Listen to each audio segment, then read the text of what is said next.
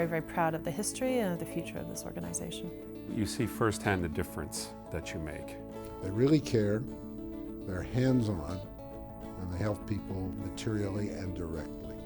I would love to say that after 20 years, it's time to shut the doors because the need is not there. Unfortunately, that's not going to happen this year, but it's something we should all be working towards.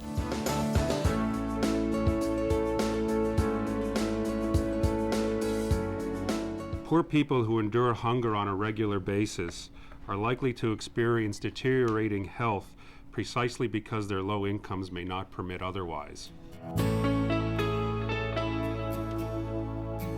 The mission of the food bank is to feed those in need and work to reduce hunger. The North York Harvest Food Bank is the warehouse and distribution center. This organization has distributed out over 15 million pounds of food to a network of some 65 programs located across the suburbs that help feed over 20,000 people a month.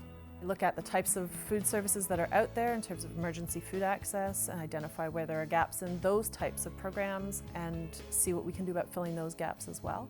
Working to reduce hunger, it involves such things as trying to raise awareness of hunger and poverty in the city. Over the last couple of years, a Community Action Resource Center was established, which is kind of a center that clients can drop into. They also can get all sorts of advice and recommendations and help. Like providing the website as a public education component, doing tax clinics. A lot of these things have evolved, like having a workstation, having people having a resume writer come in to help people with job searching. We found that a lot of the clients coming into food banks did not do their taxes because they could not afford to. So they were not only missing their refund, which on average is about $500. It's an effort to try to provide a broader support for people in the local community to be able to help them get through hard times and integrate them better. We've been serving the community for 20 years now, and it is such an accomplishment. And you look around and you see the need is still so great, even greater than when we started. Yes, the famous hot dog story. Lauren bought a hot dog, I guess, at this game and wondered what happened to all the hot dogs that went unused after the baseball game, and that set him to thinking that maybe there was some better use for that food than simply having it disposed of. It was through this idea and wondering what happens to excess food and how food gets distributed to people in need that he started pursuing social service agencies just to get a gauge of hunger and poverty in North York. Well, I recall Lauren, who was constantly at City Hall hustling people. He was very green behind the ears. When I first met him, he was a commanding presence, but I sensed he was a little bit nervous, as Mel could be intimidating at times. A meeting ensued, and Lauren told us about the problems with hunger in the suburban areas and his burning desire to create a food bank for the outer regions of what is now the City of Toronto. The food bank itself was basically a couple boxes on Lauren's parents' balcony, so we had to find some place to store the food other than the balcony because summer was coming. They were able to get an ongoing sustaining grant and assistance in finding a location. Ladies and gentlemen, hunger, as you well know, is no joke. Well, the early years of the North York Harvest Food Bank were full of innovation. One program was Top Up for the Hungry at supermarkets, where people are asked to bring their grocery bill to the next highest dollar. Another program involved Share Your Lunch. Any community event that was out there, we tried to tie it in. In our very first year of service, we distributed just over 100,000 pounds of food to approximately 17 agencies across North York. That feeling of a small family kind of working together for a common good.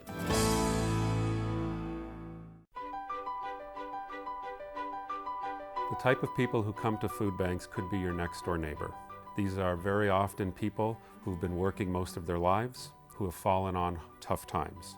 I was a single parent. I had 3 kids.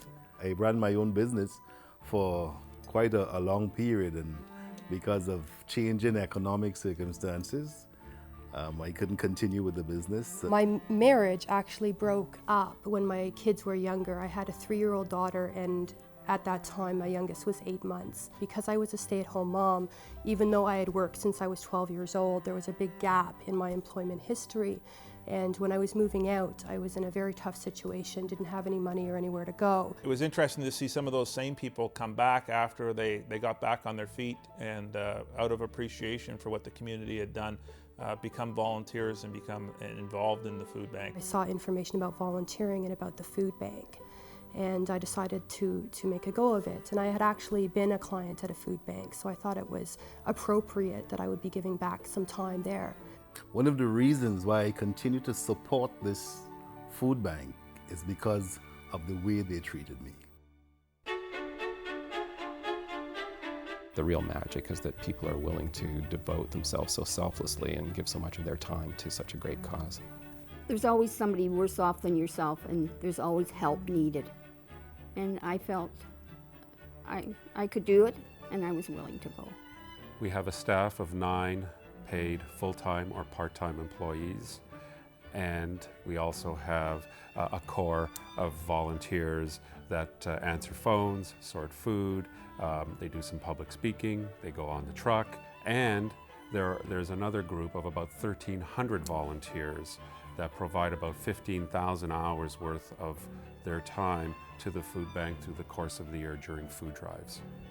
You know, it's an organization that really runs on a shoestring budget in many ways, and yet does a huge amount of good. I think they do, serve the people very well. The volunteers that I've worked with, they are really very dedicated. We started a Donation Nation, which is a youth initiative with the schools, and we're trying to incorporate it into the curriculum so that reaching the younger generation, they really learn about hunger and poverty issues and maybe changing perceptions and that sort of thing. We have expanded that to become an umbrella, basically, that puts structure to the participation of youth with the North York Harvest Food Bank. We set up these community trips so that our children can understand that other people are hungry every day and that they have to understand that we have to give back, and it's very important. I think it's a really good cause that we're doing. We feel like we're actually making a big difference, that we're actually helping the community and giving back. And we all feel pretty proud of ourselves doing this. It's fun. It feels good in your heart. I think they're getting a lot out of it. They're working hard, they're patient, they're listening, and I think they're really going to feel very rewarded at the end of the day, and I'm very proud of them. If it weren't for those volunteers, the bedrock people who come out and sort the food and take the calls and try to get the donations in and do the fundraising and lend a helping hand and a listening ear to those people who use the food bank, where would we be at all?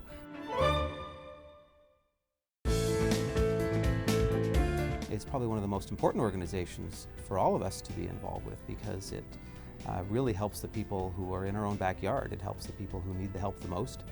Well, the organization generates over 95% of its revenue from non-government sources, and that support from the corporate sector is very important, not only in terms of revenue but also in terms of food.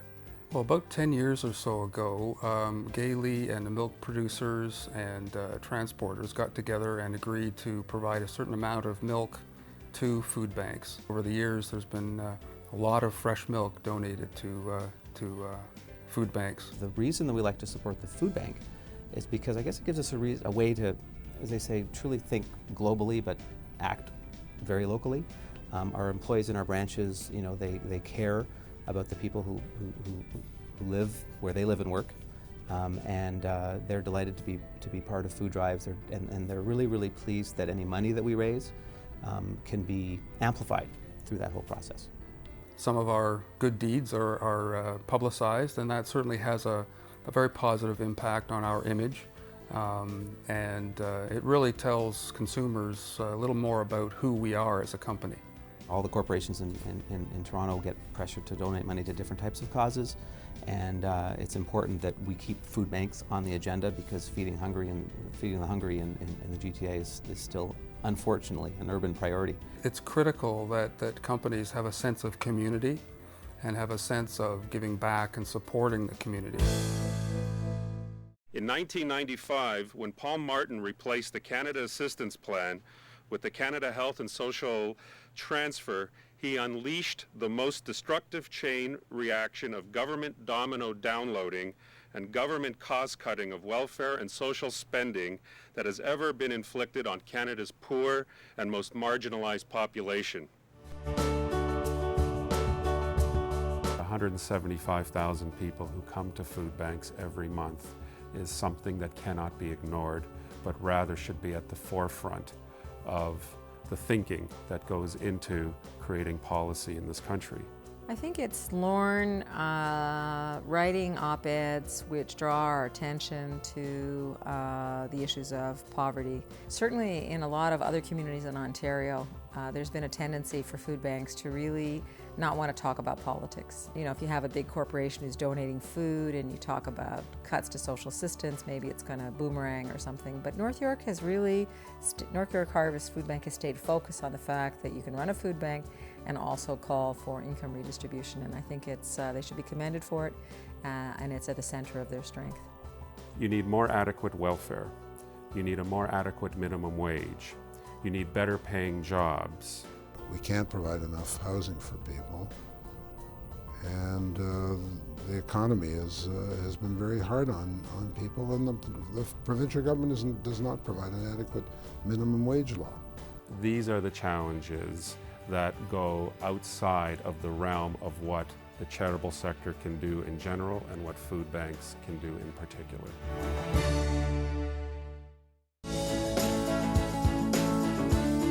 We feed those in need really, really well.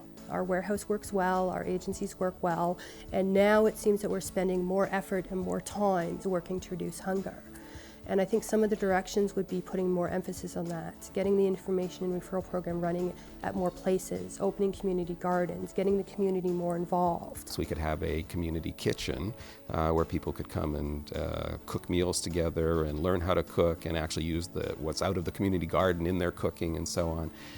There might be opportunity to have classes around cooking and so on. We're saying you walk through that green door, you've got some choices on how you can access your food.